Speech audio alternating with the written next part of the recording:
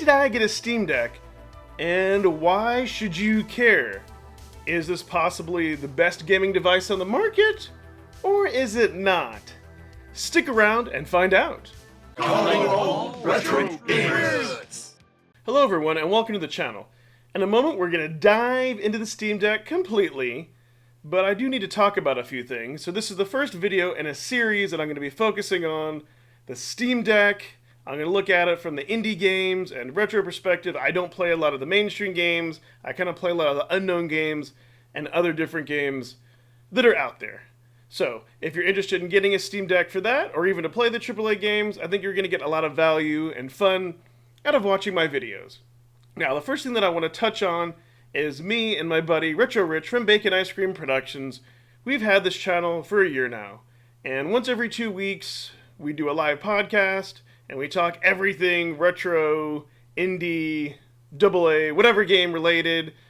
And if you like what you see here, please go ahead and like and subscribe for this content, and you'll want to go ahead and check that out. In addition, Rich will be doing other content from the channel from his perspective that's video game related, and you're going to want to also stick around and to see that. Alright, so now it's time for me to talk about my deck. Yes, you heard me right. That deck. Steam Deck. Hello, fellow deckers and gamers. You're here because you're curious about the Steam Deck, or maybe you already own one, or maybe you're possibly thinking about getting into the Steam Deck universe and you want to know what's all involved, the pros and the cons, and how I went ahead and dove into it.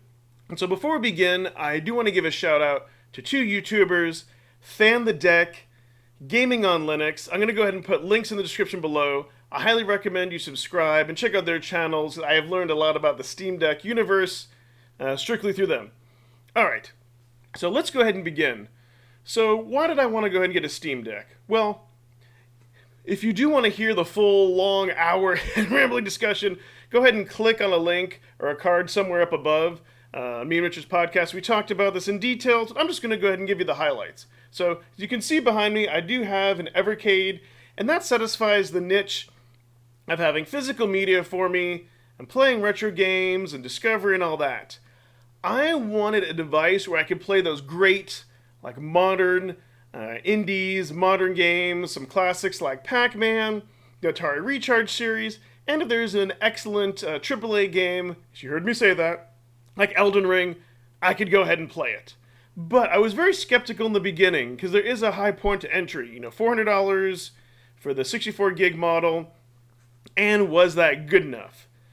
So, I went ahead, did my research, formed my own opinions, looked at a lot of things, and I can say I was impressed for how this works. So for me, as you can see here, I have a huge back catalog of about 400 PC games over the years. And I really missed being a PC gamer, getting those good deals, getting those good bundles, exploring those other kind of games, playing early access games, playing games like Vampire Survivors. Oh, you don't always see those games that are going to be going to, let's say, like the Switch or the PS4. Now, I do also own a PS4, but let me tell you that my first decision was I want a library that's going to go with me. So I hadn't logged into my Valve account for 5 years before I got into this. Everything was there, all my games, all my cloud saves, which was excellent. Can't really say that much about other platforms. Not only that, I wanted something that was of premium quality, had a nice screen, that I could sit back on the couch. I work at a computer all day. I don't want to game at my desk. And I wanted something for me where I could just have a device and, play it anywhere. At the same time, I wanted that device to be plug and play, as I'm used to with the Evercade. Can you go ahead and play Steam games? Are they pretty much plug and play, or are there issues? And what I can say for the most part is yes. For me, it's been plug and play. Everything that I've thrown at it has been able to work, with some minor tweaking, which I am fine with. I don't mind going in and having to change a different protons.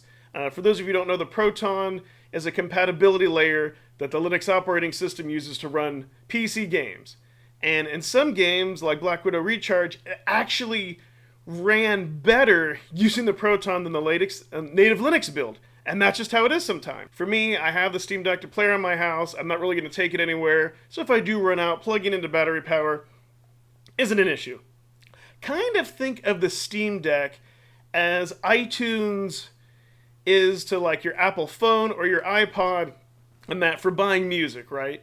You know, you buy your music, you can download it whenever, you can use it on those devices whenever, you have all the like album art, all the great things with it. That's what the Steam Deck does.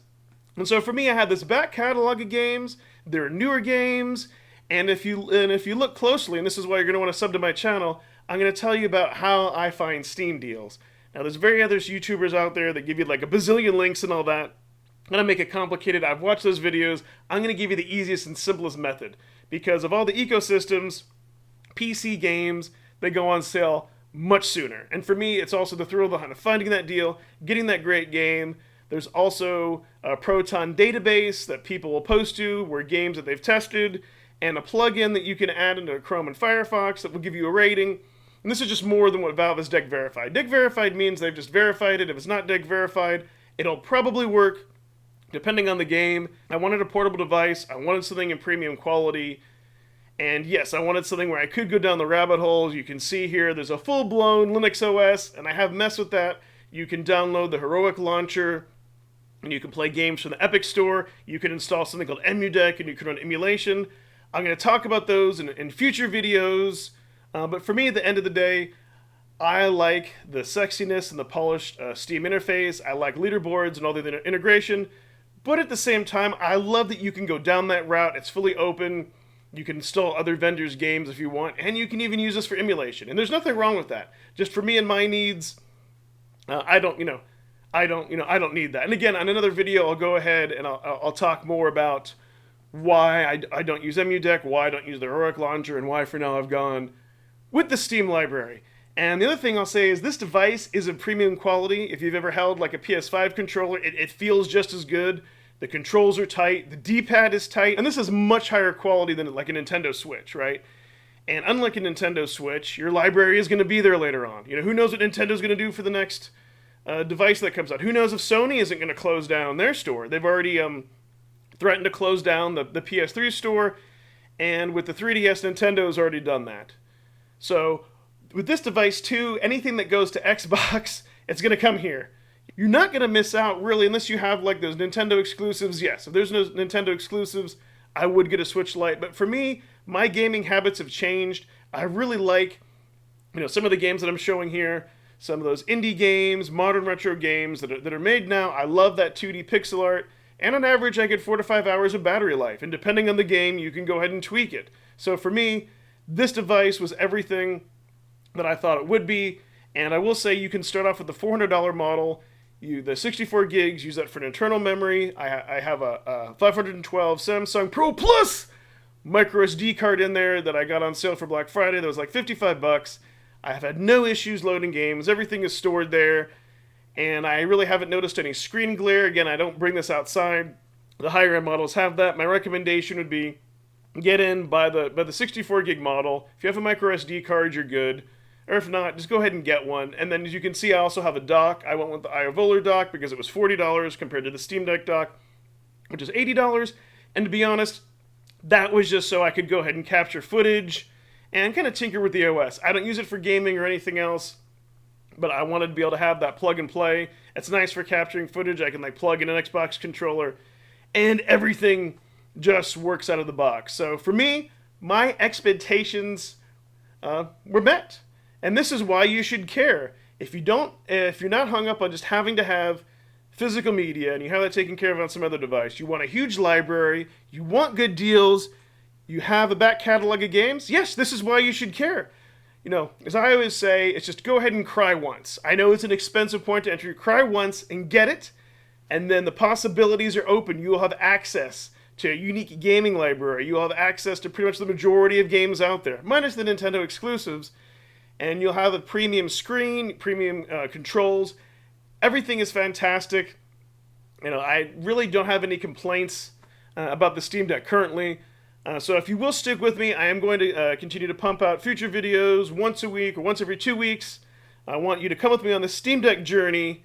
And if you like what you see here so far, please go ahead and subscribe, comment. It really helps the channel out. And while you're waiting in the meantime, go ahead and check out some of these other videos. I don't think you'll be disappointed. Click on something. Oh wait, it's okay.